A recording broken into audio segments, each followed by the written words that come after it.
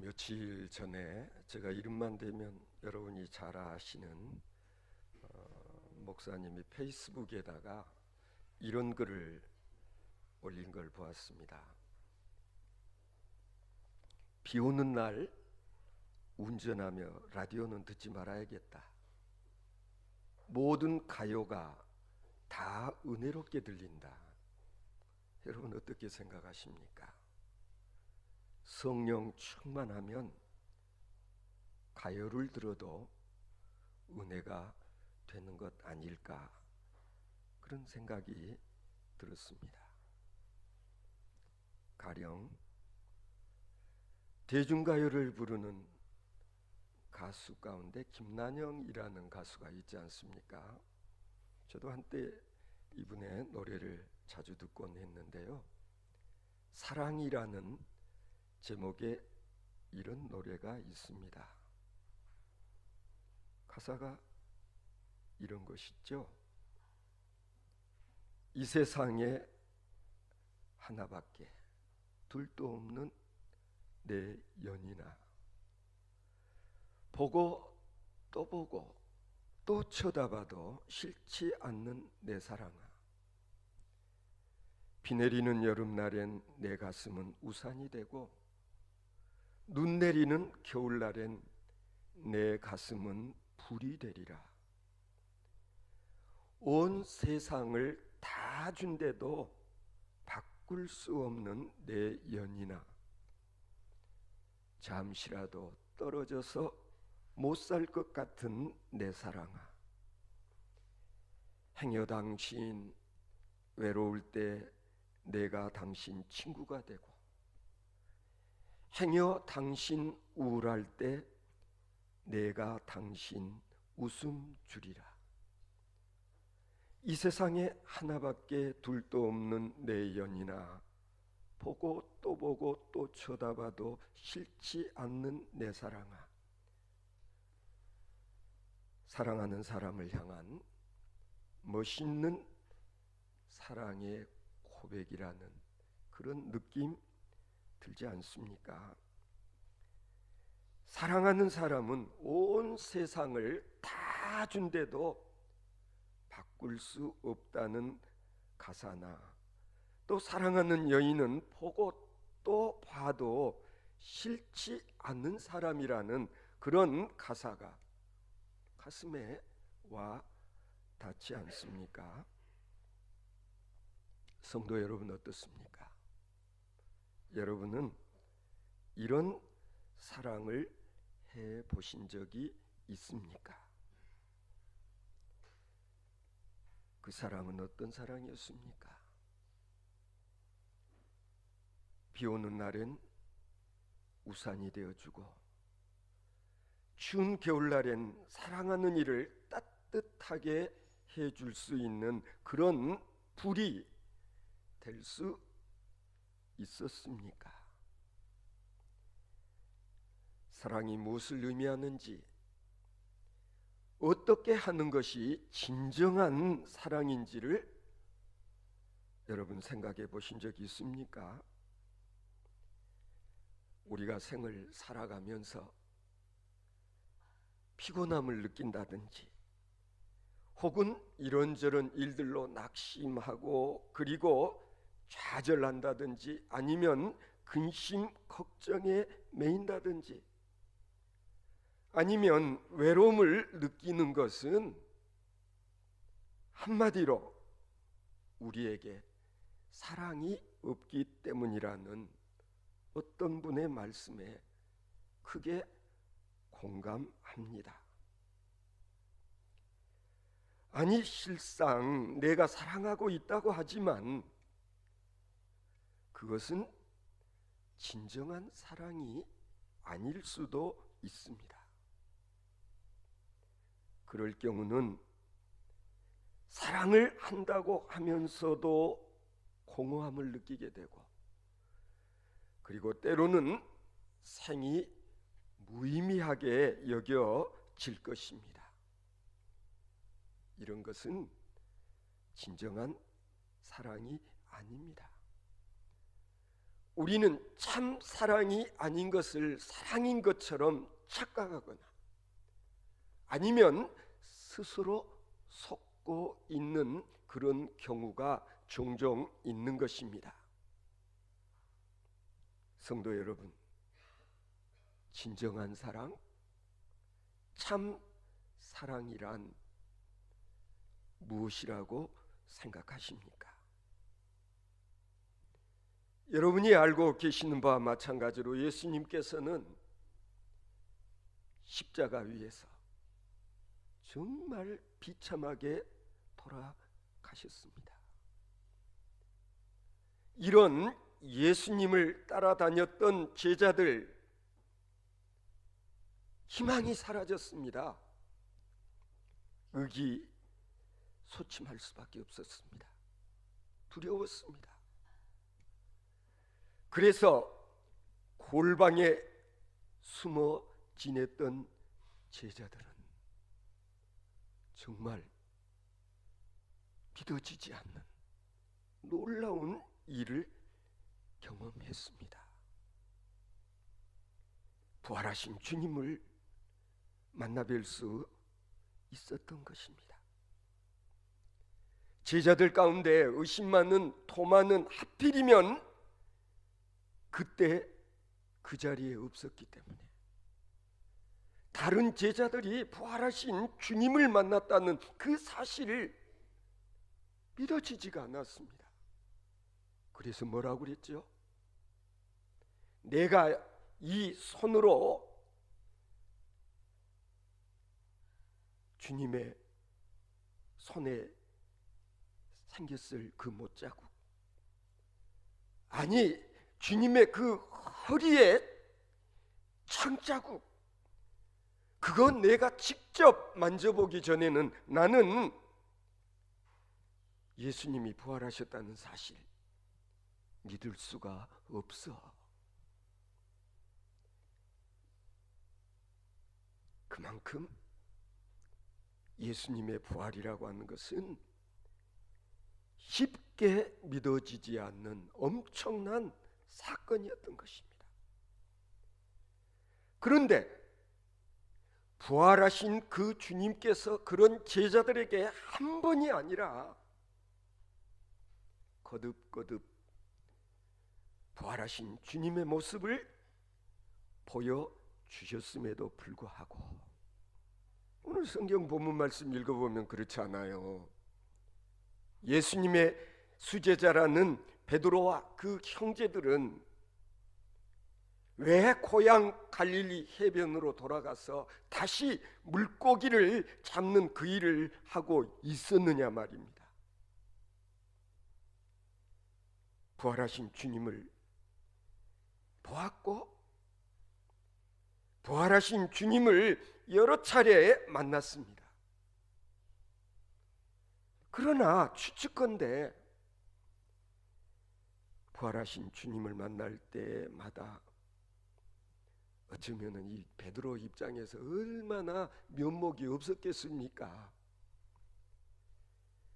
내가 나를 다구기 전에 3번이나 부인하게 될 것이다. 그 말씀에 호언장담했던 베드로, 그럴 리 없습니다. 나는 절대로 그리하지 않을 것입니다 라고까지 이야기했던 베드로가 결국 어떻게 했습니까? 주님을 모른다고 계집아이 앞에서 3번씩이나 부인하지 않았습니까? 그러니 부활하신 주님을 뵐 때마다 면목이 없어서, 그래서 이제 더 이상 내가 주님의 제자라고 하기에는 부끄러워서 동생들을 데리고 다시 갈릴리 호수로 가서 이전에 했었던 물고기를 잡는 일 계속하지 않았을까? 물고기 잡는 데는 그래도 나름대로 일가견이 있고 자신만만했을 이 베드로 형제들, 밤새도록 그물질을 했지만 물고기가 한 마리도 잡히지를 않았습니다. 마음도 육신도 지치고 허탈한 상태에 있었던 그들에게 음성이 들려왔습니다. 그물을 배 오른편에 던져라. 그런데 놀라운 일이 또 벌어졌습니다. 지금까지 밤새도록 그물질을 해도 한 마리도 잡히지 않았던 그 그물에, 여러분 성경 읽어보시면은요, 그물이 찢어질 만큼 엄청난 물고기가 잡혔다. 그 순간 베드로는 즉시 알아챘습니다. 자신들에게 배 오른편에 그물을 던지라고 말씀하셨던 이가 누구라는 것을, 갈릴리 해변에서 부활하신 주님과 베드로의 형제의 만남은 이렇게 이루어졌습니다. 예수님께서는 베드로를 향하여 이런 방구 말씀하시지 않았습니다. 베드로가 했던 실수에 대해서, 아니 베드로 너가 나를 얼마나 마음 아프게 했는지에 대해서 보십시오. 예수님은 직접 한마디도 언급하지 않으십니다. 야, 이 한심한 친구야, 내가 네 같은 것들 제자로 믿었던 것이 어리석었지. 베드로 자네, 내가 그렇게까지 경고하지 않았었던가? 아니 자네는 내게 맹세하지 않았었느냐? 그런 일은 절대로 없을 것이라고 혼 장담까지 하지 않았던가? 여러분 한번 입장 바꿔놓고 내가 예수님이었다면 그 자리에서 무슨 말을 먼저 했을까? 충분히 질책을 할 수 있는 상황이었습니다. 그런데 주님은 오히려 생선을 구워 빵과 함께 허기진 그들을 먹이시고, 그리고 조용히 물으셨습니다. 요한의 아들 시몬아, 내가 이 사람들보다 더 나를 사랑하느냐? 베드로는 저기 당황했을 것입니다. 아니 왜 물으실까? 잘 아실 텐데. 내 비록 주님을 모른다고 3번씩 부인하는 실수를 범하기는 했어도 주님 아시지 않습니까? 내가 주님 사랑한다는 것을. 그래서 베드로는 대답했습니다. 주여, 그러하여다. 내가 주를 사랑하는 줄 주께서 아시나이다. 우리는 여기서 한 가지 의문을 가질 수 있습니다. 왜 예수님께서는 이런 질문을 하실 때 베드로야 하지 아니하시고 옛 이름인 요한의 아들 시몬아라고 부르셨을까? 느낌이 있지 않습니까? 예수님께서 분명히 이름을 바꿔 주셨었는데 다시 베드로가 아닌 요한의 아들 시몬아라고 부른 이유가 뭘까? 다시 처음부터 원점에서 다시 시작하죠. 여기 보면 예수님께서 왜 3번씩이나 내가 나를 사랑하느냐고 물으셨을까? 주님을 모른다고 부인한 베드로에게 3번씩 같은 질문을 반복함으로써 어쩌면 베드로가 실수한 것은 진실된 사랑이 결여되었기 때문인 것을 예수님께서는 깨우쳐 주시고자 하시지 아니했을까? 베드로는 주님을 사랑한다고 말하지만은 내가 말하는 그 사랑은 사랑이 아니야. 내가 기대하는 사랑이 아니야. 우리가 번역되어진 우리 성경으로는 잘 드러나 있지 않지만 헬라어 원어 성경을 보면 예수님께서 내가 나를 사랑하느냐 했을 때에 그 사랑은 아가페였지만 베드로가 내가 주님을 사랑하는 줄 알지 않습니까? 라고 했을 때 그 사랑은 아가페가 아니라 필로스라는 단어를 사용하고 있음에 유의해야 될 것입니다. 예수님이 기대하는 사랑은 하나님이 우리를 사랑하실 때의 그 사랑, 아가페의 사랑을 기대하고 원하고 계시지만 아직도 베드로와 제자들의 이 사랑의 레벨은 수준은 에로스적인 아니면 필로스적인 그런 사랑에 머물고 있음을 오늘 본문은 우리들에게 드러내 보여주고 있는 것입니다. 재미있는 것은요, 예수님께서 3번째 내가 나를 사랑하느냐 할 때는요 아예 아가페가 아닌 필로스의 사랑으로 베드로에게 질문을 하셨던 것을 확인할 수가 있습니다. 그렇습니다. 예수님께서는 눈높이를 낮추시고 그리고 내가 기대하는 바는 이것이지만은 이 수준에 이르지 못한 제자들에게 다시 레벨을 낮추어서 눈높이를 낮춰서 그래 베드로야 그 사랑으로라도 진실로 사랑할 수 있는 너가 되어질 수 있기를 바란다라는 그런 간절함이 이 본문에 배어져 나오고 있는 것입니다.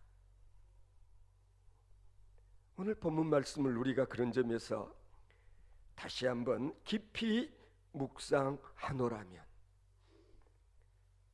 사랑이라는 게 무언가, 참 사랑이라고 하는 게 무언가 하는 것을 우리로 하여금 다시 한번 생각해 보게 합니다.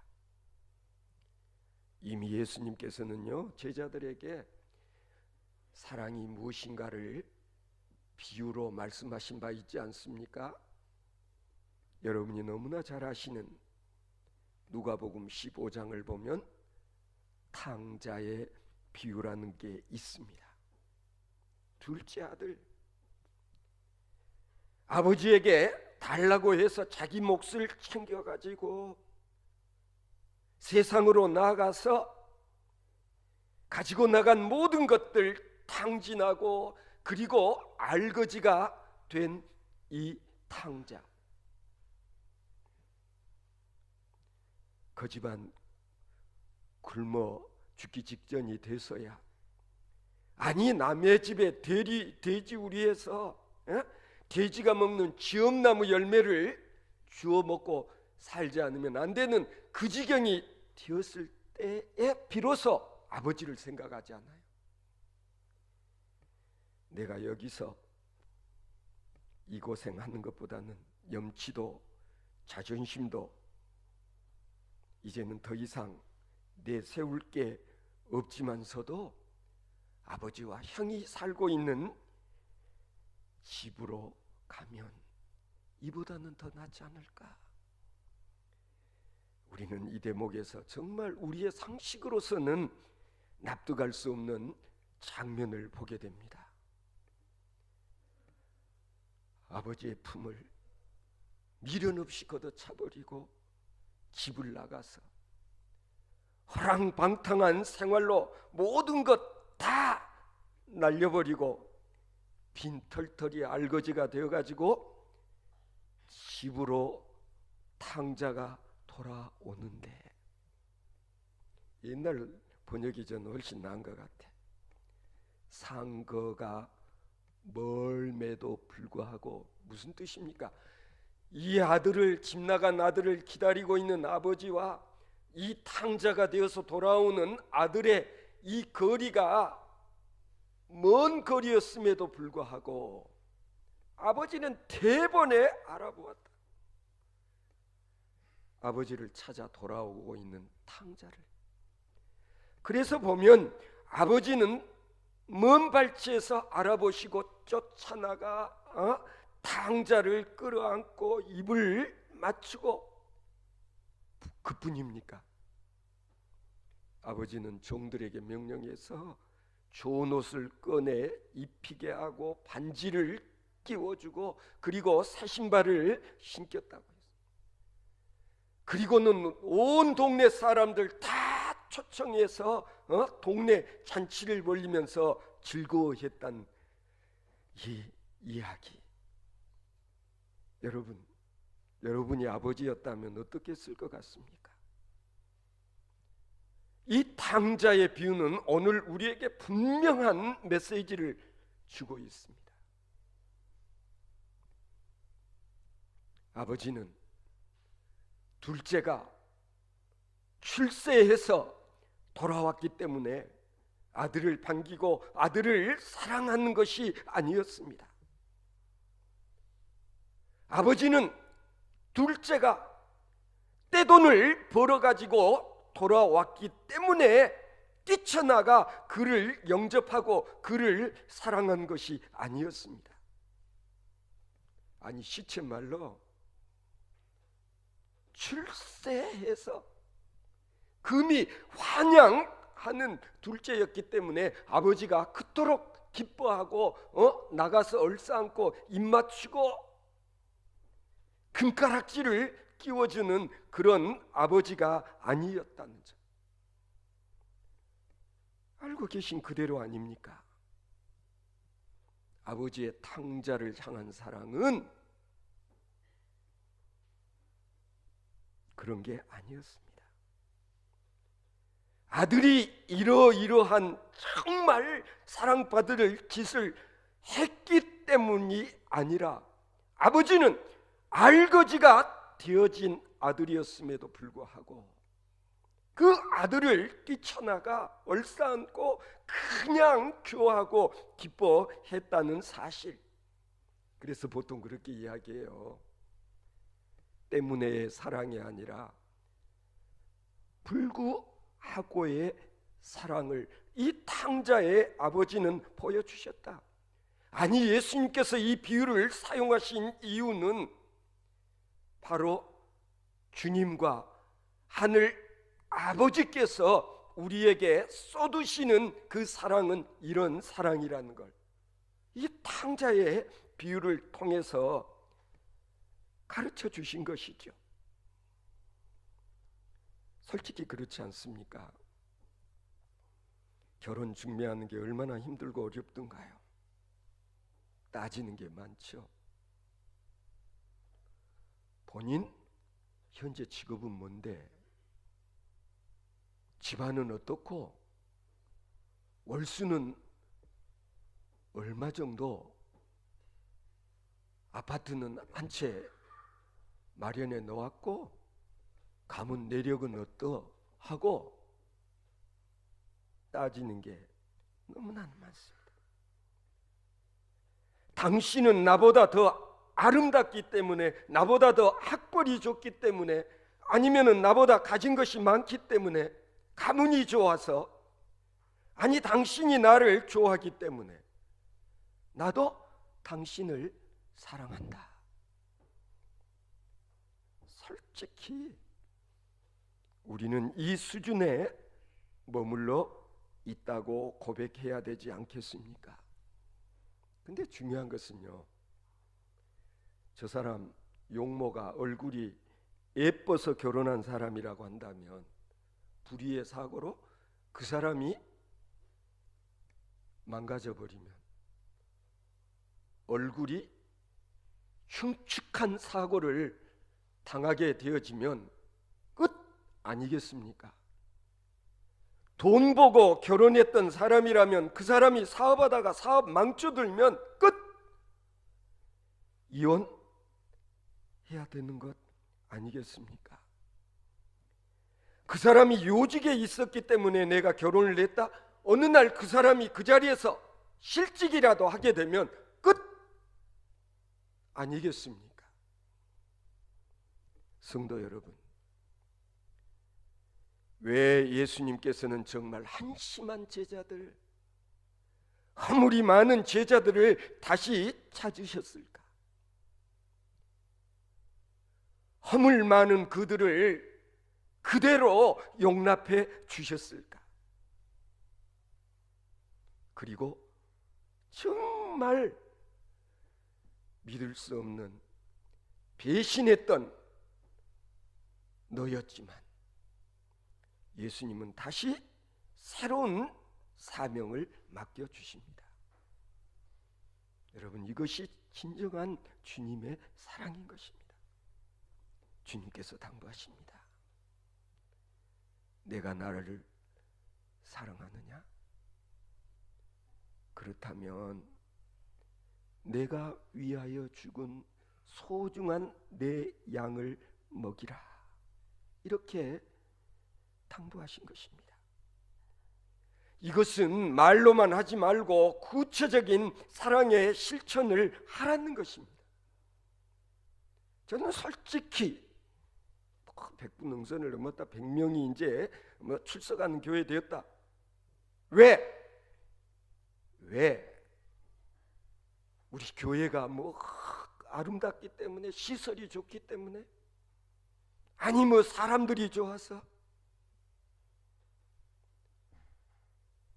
때로는 이러한 것 때문에 우리가 신앙생활을 하고 신앙 공동체를 일궜다면 언제든지 쉽게 망가질 수 있는 모임이요 교회가 아니겠습니까?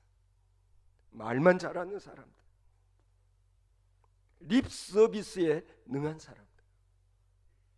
오늘날도 세상 사람들이 보기에 우리 교인 그리스도인이라는 사람들은 지그들끼리끼리 말만, 당신네들이 진짜 하는 일이 뭔가? 이런 도전적인 질문 앞에서 때로는 할 말이 없는 그런 경우들. 예수님께서 베드로를 향하여서 내가 나를 사랑하느냐? 내가 나를 사랑하느냐? 진짜 나를 사랑한다면 니들이 지금 여기서 이러고 있어야 되겠냐? 여러분, 그렇지 않습니까? 을씨구 완전히 옛날로 되돌아갔구나. 여러분, 쉬운 일은 아닙니다. 우리가 꿈꾸는 경지, 주님께서 우리들에게 바라는 것들, 이리 재고 저리 재고 내게 유익이 되나 안 되나, 유익이 되나 손해가 되나, 조그만 차이를 가지고도 서로 탓하고 원망하고 하는 그런 우리들의 삶이 바뀌어지지 않으면 희망이 없는 것입니다. 주님은 지금도 우리들에게 당부하십니다. 내가 사랑하는 그 양들, 내가 내 목숨을 바친 그 양들을 위해서 그들을 먹일 수 있는 책임을 감당해 줄 것을 베드로와 제자들에게 당부하셨던 것처럼 오늘 우리들에게도 주님께서는 간절히 바라고 계십니다. 부활하신 주님을 우리는 찬양했습니다. 그 주님의 놀라운 은총과 사랑을 받았습니다. 입었습니다. 누리고 삽니다. 이제는 내가 너희들을 사랑한 것처럼 너희들도 서로 사랑하라. 사랑이라는 게 뭔데? 내가 내 생명, 내 피와 살 너희들에게 나누고 베풀었던 것처럼 이제는 너희들도 그리하며 삶을 살아갈 수 있기를 바라는 주님의 기대. 어떤 목사님이 쓰신 그대를 사랑한 뒤로라는 이런 시를 읽었습니다. 그대를 사랑한 뒤로는 내 마음이 그리도 달라질 수 있을까요? 온 세상 주인이라도 된 듯 보이는 것마다 만나는 것보다 어찌 그리 좋을까요? 사랑이 병이라면 오래도록 알아도 좋겠습니다. 그대를 사랑한 뒤로는 내 영혼이 그리도 달라질 수 있을까요? 온 세상 모두 다 아름다워 보이는 것마다 만나는 것마다 어찌 그리 좋을까요? 사랑이 불꽃이라면 온 영혼을 살라도 좋겠습니다. 부활하신 주님을 제대로 만난 자라면 이런 마음가짐으로, 아니 변화되어진 내 모습을 통해서 하나님께 영광을 돌리는 저와 여러분들 되어질 수 있기를 바랍니다.